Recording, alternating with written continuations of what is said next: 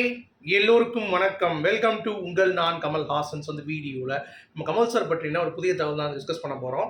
So வீடியோக்குள்ளே போகிறதுக்கு முன்னாடி நம்ம சேனலுக்கு நீங்கள் புதுசாக இருந்தீங்க அப்படின்னா கண்டிப்பாக சப்ஸ்கிரைப் பண்ணிக்கோங்க. வீடியோ மறக்காமல் ஒரு லைக் பண்ணிக்கோங்க. இப்போ நம்ம வீடியோக்குள்ளே கண்டிப்பாக போகலாம். ஸோ இன்றைக்கி தக் லைஃப் உடைய நெட்ஃப்ளிக்ஸ் வெர்ஷன் வந்து பார்த்திங்கன்னா ரிலீஸ் ஆக போகுது அப்படின்ற ஒரு ப்ரொமோ வந்து ரிலீஸ் ஆகிருந்துச்சு. ஸோ நெட்ஃப்ளிக்ஸில் வந்து 4 வாரம் அப்படின்ற ஒரு ஓடிடி தான் டீல் தான் இப்போது ஃபைனலாக இருக்குது. இது வந்து கமல் சாரோடைய புதிய முயற்சிக்கு முதல் தோல்வியாக அமைந்திருக்கு அப்படிங்கிறது பார்க்க முடியுது. ஏன்னா தேட்டருக்காரவங்கிட்ட இவங்க டீல் பேசும் பொழுது 8 வாரம் தேட்டர் ரிலீஸ் ஆகி அதுக்கடுத்து தான் ஓடிடி கொடுப்போம் அப்படின்ற மாதிரிலாம் வந்து பேசியிருந்தாங்க. பட் இப்போ வந்து டக்குன்னு கமல் சார் வந்து 4 வீக்ஸில் ரிலீஸ் பண்ணி சைன் பண்ணிட்டாங்க. இதில் 25,000 ரூபா வந்து நம்ம தேட்டர் ஓனர்ஸ்க்கு வந்து கமல் சார் வந்து பார்த்திங்கன்னா கொடுத்துருக்காங்க ஃபார் பிரேக்கிங் தட் அக்ரிமெண்ட். ஏன்னா அதுதான் வந்து அவங்களுடைய பாயிண்ட் ஆஃப் வியூவில் கேட்டிருக்காங்க. பட் எனக்கு தெரிஞ்சு 25 lakhs இல்லை 25,000 அப்படிங்கிறதெல்லாம் ஒரு பக்கம் மேட்ரே கிடையாது. ஏன்னா சில பேர் வந்து ரொம்ப சின்ன அமௌண்ட்ன்றாங்க, சில பேர் வந்து 25 லட்சம்ன்றாங்க. ஸோ அதெல்லாம் ஒரு மேட்ரே கிடையாது. இவங்க நெட்ஃப்ளிக்ஸில் வந்து பார்த்திங்கன்னா இந்த படம் வந்து எதிர்பார்த்த அளவு போல அப்படின்னு தெரிஞ்ச உடனே சரி ஓகே அவங்க டீலை நான் கட் பண்ணுறேன், ஆஃப் ப்ரைஸ் கொடுக்குறேன் அப்படின்ற மாதிரி சொல்லி கடைசி இல்லை நாங்கள் இருக்கிற ப்ரைஸ் தான் அப்படின்ற மாதிரி சொல்லி 4 வாரத்துக்கு இறக்கியிருக்காங்க. அதாவது பேசின தொகையில் கொஞ்சம் கூட கம்மி பண்ணல. பேசின தொகை என்னவோ அதே தான் வந்து நெட்ஃப்ளிக்ஸில் வந்து கொடுத்துருக்காங்க, 149 கோடி ரூபா. ஆனால் என்ன 8 வாரத்துக்கு முன்னாடி போட வேண்டியது இப்போ 4 வாரத்திலே வந்து போட்டிருக்காங்க அப்படிங்கிறது தான். ஸோ தேட்டர் உரிமையாளர்களுக்கு 25 லட்சமோ 25,000மோ அந்த தொகை கொடுக்கப்பட்டிருக்கு அப்படின்ற மாதிரி தான் சொல்கிறாங்க. ஸோ தேட்டர் ஓனர்ஸ் இந்த டைமில் கமல் சாருக்கு ஆதரவு பண்ணாமல் அந்த அமௌண்ட்டை வந்து கேட்டிருக்குது அப்படிங்கிறது எனக்கு நியாயமாக படலை. ஏன்னா அவர் தேட்டருக்காரங்க தான் இந்த இதை போட்டது. பட் படம் சரியாக போடாமல் நெட்ஃப்ளிக்ஸ் ஒரு ப்ரெஷர் கொடுக்குறப்ப அவரால் என்ன பண்ண முடியும் அப்படின்றது தான் பாயிண்ட்டு. ஆனால் இதெல்லாம் ரூமர், தேட்டருக்காரங்களாம் சப்போர்ட் தான் பண்ணுறாங்க கமல் சாருக்கு, அந்த காசு கேட்கலை அப்படின்ற மாதிரி சொல்கிறாங்க. ஒரு சில தரப்பினர் வந்து இல்லை காசு வந்து கேட்டாங்க தேட்டருக்காரங்க அப்படின்ற மாதிரி சொல்கிறாங்க. இதில் எது உண்மை அப்படிங்கிறது தெரியல. ஆக மொத்தம் ஒரு ப்ரொமோ வந்திருக்கு நெட்ஃப்ளிக்ஸில், சூப்பராக இருக்குது. இந்த ப்ரொமோ காட்டின அந்த ஒரு டெடிகேஷன் வந்து பார்த்தீங்க அப்படின்னா கண்டிப்பாக வந்து இவங்க படத்தில் காட்டியிருக்கலாம் அப்படின்ற மாதிரி தான் எத்தனை பேருக்கு ஃபீல் ஆச்சு அப்படிங்கிறத சொல்லுங்கள். ஏன்னா ப்ரொமோ ரொம்ப சூப்பராக பண்ணியிருக்காங்க. ஒரு கேள்வி பதில் அந்த மாதிரி கொண்டு வந்துட்டு இவர் கேட்குற கேள்விகளுக்கு கமல் சார் அப்படியே பதில் சொல்லி, அடுத்து சிம்பு வந்து பதில் சொல்லி மாற்றி 2 பேரும் வந்து கொடுக்குறாரு. அப்போ ஒரு யார் தக்கு அப்படின்னு சொல்லி கேட்குறப்ப நான் தான் தக்கு அப்படின்னு சொல்லி சிம்பு சொல்லிட்டு, ஆனால் தக்குக்கெல்லாம் நாயகன் இவர் தான் அப்படின்ற மாதிரி சொல்லும் பொழுது கமல் சார் அந்த சிக்னேச்சர் அந்த கண்ணாடியை இறக்கி பேசுவார்ல அதெல்லாம் வந்து போட சொல்லி சூப்பராக வந்து பண்ணியிருக்காங்க.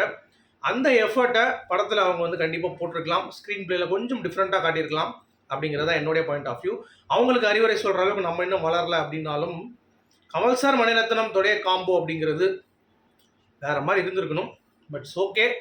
பட் இவங்க சொல்கிற அளவுக்கு பயங்கர மொக்கா சூற மொக்கா அப்படின்ற மாதிரி அந்த கேட்டகரியில் இந்த படம் வந்து இருக்காது அப்படிங்கிறத நம்ம வந்து ஆணித்தரமாக சொல்லலாம். ஸோ நெட்ஃப்ளிக்ஸில் இன்னும் படம் பார்க்காதவர்கள் பாருங்கள், அவைலபிள் வந்துருச்சு. ஓகே, ஸோ பாருங்கள். அடுத்து கமல் சார் எங்கப்பா போனார்? சாத்தாங்குளத்தில் 2 பேரை வந்து லத்தியால் அடித்து கொண்டாங்க. அப்போல்லாம் வந்து இந்த மாதிரி போடுங்க அது போடுங்க, தமிழக அரசு என்ன பண்ணிகிட்டு இருக்கீங்கன்ற மாதிரி கேள்வி கேட்டீங்க. இப்போ என்ன? இப்போ ஏன் வந்து கேட்க மாட்டீங்க? அதே காவல்துறை வந்து ஏதோ ஒன்று பண்ணியிருக்காங்க, ஏன் நீங்கள் கேள்வி கேட்கல? அஜித்குமார் அப்படின்ற அந்த ஒரு இளைஞனை கொண்டிருக்காங்க, நகை திருட்டு அப்படின்ற கேஸை போட்டு. என்ன நீங்கள் பண்ணிட்டு இருக்கீங்க? யாருமே வந்து வாய் திறக்க மாட்டீங்க. டிஎம்கே ஆச்சுன்னா ஏன் வந்து வாய் திறக்க மாட்டீங்க அப்படின்ற மாதிரிலாம் பயங்கரமான கேள்வி, நறுக்குன்னு கேள்வி. கரெக்டு தான். கமல் சார் வந்து பார்த்தீங்கன்னா இப்போ டிஎம்கேவுடைய இதாக போயிட்டார் அப்படிங்கிறது எல்லாத்துக்குமே தெரியும். ஸோ இப்போ எங்கே கேள்வி எழுப்புறது அப்படிங்கிற ஒரு ஜஸ்டிஃபிகேஷன் தான். என்ன பண்ண முடியும்? அவ்வளோதான். அதே மாதிரி எல்லாருமே அப்படி தான் சூழ்நிலைக்கு ஏற்ற மாதிரி மாற்றிக்கிறாங்க அப்படிங்கிறது. ஏன்னா போராட்ட எடப்பாடி கவர்மெண்ட்டு, ஸோ அதனால் ஜாலியாக வந்து எல்லாம் கேள்வி கேட்டாங்க. இந்த வட்டம் அப்படியே வந்து பார்த்திங்கன்னா கொஞ்சம் டவுன் பண்ணுறாங்க. அதுதான் கொஞ்சம் எனக்கும் வந்து கொஞ்சம் வருத்தமாக இருந்தது. பட் விஜய் அவர்கள் ஸ்ட்ரெயிட்டாக களத்தில் போய் அரசியல் அதை ஓட்டாக மாற்றுவதற்கு என்னென்ன பண்ண முடியுமோ அதை பண்ணிகிட்டு இருக்காரு. அதற்கு வாழ்த்துக்கள். அட்லீஸ்ட் அதையாச்சும் அவர் பண்ணுறாருல, மிச்சவங்களாம் பண்ணக்கூட மாட்டுறாங்க அப்படிங்கிறது பார்க்க முடியுது. ஸோ எங்கே கமல் சார் போனீங்க அப்படின்ற மாதிரி நம்மளும் கேட்கணும்னு தோணுச்சு. கண்டிப்பாக போட்டிருக்கலாம், அது ஏன் போடல அப்படிங்கிறது. என்னதான் திமுகவை நீங்கள் இந்த விஷயத்தில் நம்ம வந்து கவர்மெண்ட்டை கேள்வி கேட்டே ஆக வேண்டும் என்ற கட்டாயத்தில் நம்ம இருக்கிறோம் அப்படிங்கிறது தான். அதை கண்டிப்பாக கேளுங்க அப்படிங்கிறத நான் இங்கே பதிவு பண்ணிக்கிறேன். அட்லீஸ்ட் ஃபார் கவர்மெண்ட் சேக்கு இதெல்லாம் நான் சொல்ல மாட்டேன். ஒரு தனி மனிதனுக்கு நடந்த ஒரு கொடூரம், இதை தட்டி கேட்க வேண்டும் அப்படிங்கிறது தான் பாயிண்ட்டு.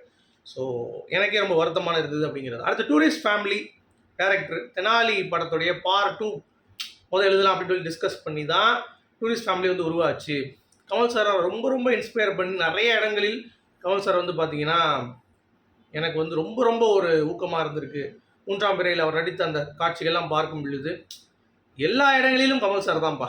எங்கும் கமல், எதிலும் கமல் அப்படின்ற மாரி, அவர் வந்து எல்லா இடங்களிலும் ரைட்டிங்லேயும் சரி, ஒரு ஆக்டிங்லேயும் சரி, அவரை வச்சு தான் நான் ஃப்ரேமே வந்து பார்ப்பேன் அப்படின்ற மாரி வந்து ரொம்ப புகழ்ந்து சொல்லியிருக்காரு. நல்லா இருந்தது. அப்புறம் குண்டப்பா விஸ்வநாத் அவர்கள் ஒரு பழைய காணொளியில கமல் சாரை கண்டு எத்தனை பேர் நடுங்குனாங்க அப்படிங்கிறதுக்கு சொல்றாங்க. என்னன்னா, சுவாதி முத்தியம் தெலுங்கு படம் பார்த்துட்டு சிரஞ்சீவி 2 நாளா தூக்கம் இல்லையாம். தூக்கம் இல்லாம என்னப்பா அது இவ்வளோ வருஷம் நான் தெலுங்குல நடிக்கிறேன். கமல் மாரி ஒரு கேரக்டர் என்னால பண்ண முடியலையே அப்படின்ற மாரி அவர் வருத்தப்பட்டிருக்காரு. இன்னொன்னு நல்லா கவனிச்சீங்கன்னா தெரியும். 1983ல பாலிவுட் ஃபிலிம் வேர்ல்ட் அப்படின்ற பத்திரிகையில why Bombay's heroes hate Kamal Haasan's guts அப்படின்ற பத்திரிகை வந்துச்சு.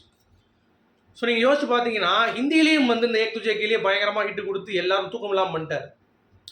அடுத்தடுத்து எல்லா லாங்குவேஜ்லையும் வந்து கமல் சார் மாதிரி எவனாலையும் ஹிட் கொடுக்க முடியல அப்படிங்கிறது தான் பாயிண்ட்.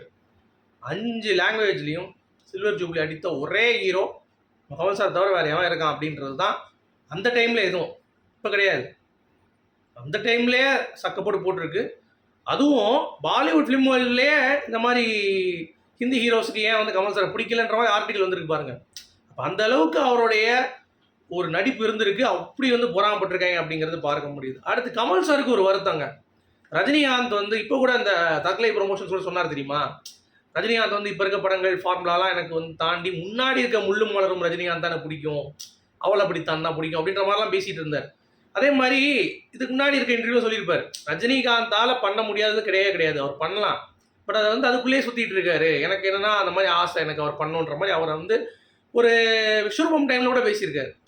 ஸோ அந்தளவுக்கு Kamal sir and Rajini sir உடைய ஒரு மேஜிக் இந்த 50 வருஷமாக கட்டி போட்டிருக்காங்க அப்படின்னா வாய்ப்பே இல்லை அப்படிங்கிறது தான். அடுத்து ஸ்மோக்கிங் சீன் ஒவ்வொரு இதுலேயும் வந்து நான் சிவப்பு ரோஜாக்கள் கமல் சாரோட பார்த்துருக்கியா அப்படிங்கிறது தான் கேட்கணும் போல தோணுது. ஏன்னா படையப்பா ரஜினின்றாங்க, ஒரு பக்கம் விஜய் போடுறாங்க, ஒரு பக்கம் அஜித்தை போடுறாங்க. ஆனால் இது எல்லாம் வந்து விதையிட்டது கமல் சார் தான். சிவப்பு ரோஜாக்களில் அந்த நெகட்டிவ் ஷேடு சரியான ஒரு பெர்ஃபார்மன்ஸ் வந்து பண்ணியிருப்பார். அதுலேருந்து அப்படியே வந்தது தான் எல்லாருடைய பெர்ஃபார்மன்ஸை நான் பார்க்குறேன். ஸோ எல்லாத்துக்கும் கமல் சார் தான் விஜய் போட்டது அப்படிங்கிறது தான் பாயிண்ட். அடுத்து 10 வருஷம் பாபநாசம். இன்னைக்கு ஒரு நீட்டான ஒரு த்ரில்லர் அப்படின்னு சொல்லலாம். ஏன்னா எந்த ஒரு அலர்ட்டு இல்லாமல், ஹீரோவுக்கு ஒரு பில்டப் இல்லாமல், அப்படியே நீட்டாக அந்த கதையுள்ள அந்த ஒரு கேரக்டரை எல்லாரும் வந்து பெர்ஃபார்ம் பண்ணியிருப்பாங்க. நிஜமாவே பாபநாசம் 2 மிஸ் பண்ணுறேன் நான். பட் நடக்காதுங்கிறது தெரிஞ்சு போயிடுச்சு. இருந்தாலும் 10 வருஷம் அந்த படம் வந்திருக்கு அப்படிங்கிறது சல்லுன்னு போன மாதிரி இருக்குது. 10 வருஷம் ஆன மாதிரி இருக்குது அப்படிங்கிறது தான். சூப்பர் படம். நீங்கள் இன்னும் பார்க்கலன்னா மிஸ் பண்ணாமல் கண்டிப்பாக பாருங்கள். 10 இயர்ஸ் ஆகிடுச்சு அப்படிங்கிறது தான். அடுத்து சேரன் சார் கமல் சாரை பற்றி பேசியிருக்காரு. என்ன அப்படின்னா, கமல் சார் மாதிரி முந்தி ஹேர் கட் பண்ணுறது, முந்தி அவர் என்ன ட்ரெஸ் போடுற மாதிரியே ட்ரெஸ் பண்ணுறது, இந்த மாதிரிலாம் நம்ம ரொம்ப வந்து யோசிச்சு பண்ணியிருக்கோம். கமல் சார்னால் ஒரு யதார்த்தம் அப்படின்ற மாதிரி அவர் ரீசெண்டாக பேசியிருக்காரு. அப்புறம் வந்து சுஹாசினி மணிரத்னம் அவர்கள் இதுதான்டா கமல் அப்படின்ற மாதிரி ஒரு விஷயம் பேசியிருக்காங்க. என்ன அப்படின்னா, எனக்கு வந்து சினிமா கேரியர் வந்து தொடங்குறதுக்கு வீட்டில் பயங்கரமான எதிர்ப்பு.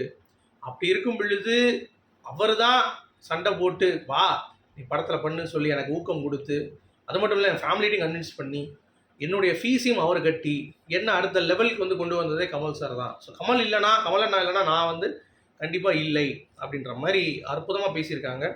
ஸோ இதுதான் கமல் சார் அப்படிங்கிறதை நீங்களும் புரிந்து கொள்ள வேண்டும். ஒரு விஷயம் பெண்ணா இப்படிலாம் இருக்கக்கூடாது, கட்டுப்பாடோடு இருக்கணும், அதெல்லாம் கிடையாது, இறங்கி அடி அப்படின்ற மாதிரி விஷயம் பண்ணியிருக்காரு அப்படிங்கிற. கேஸ் 238ங்க ஒரு நியூஸ் வந்திருக்கு. என்ன அப்படின்னா, ஒரு வில்லேஜ் கான்செப்ட் மாதிரி தான் பண்ண போகிறாங்க அப்படின்ற மாதிரி. பெருமாண்டி, தேவர் மகன் அந்த வரிசையில் கமல் சாருக்கு இந்த படம் இருக்கும் அப்படின்ற மாதிரி சொல்கிறாங்க. ஸோ வெயிட் பண்ணி பார்ப்போம். என்னடா அது பயங்கரமான ஒரு கதைக்களமாக இருக்குமோ அப்படின்ற மாதிரி ஒரு எக்ஸ்பெக்டேஷன்ஸ். ஸோ வெயிட் பண்ணுவோம். ஏன்னா நம்ம ஓவராக பில்டப் கொடுக்க வேண்டாம் அப்படிங்கிறது தான். இது முன்னாடி வந்துச்சு, அதான் அவங்கள்ட்ட சொல்கிறேன். ஓகே. அடுத்து பிளாக் ஷீப் அவார்ட்ஸில் ஒரு சிங்கர் கமல் சார் வந்து பயங்கரமாக பாடியிருந்தார் ஒரு பாட்டு, இந்த மெய்யழகனில் யாரோ. அதை எழுதுனவங்க கமல் சார் மட்டும் இந்த பாட்டை பாடலாம், என் வரிக்கு இன்னும் வந்து இந்த ஒரு ரீச் கிடச்சிருக்காரு அப்படின்ற மாதிரி வந்து அவங்க ரொம்ப கண்கலங்கி பிளாக் ஷீப் அவார்ட்ஸ் அவங்களுக்கு கொடுக்குறப்ப பேசியிருந்தாங்க. ரொம்ப யதார்த்தமாக இருந்தது, கனெக்ட் பண்ண முடிஞ்சிச்சு. ஸோ அவ்வளோதான் கைஸ், வேறு நியூஸ் இல்லை. உங்களுடைய கருத்துக்கள் மீண்டும் சந்திப்போம். Good bye.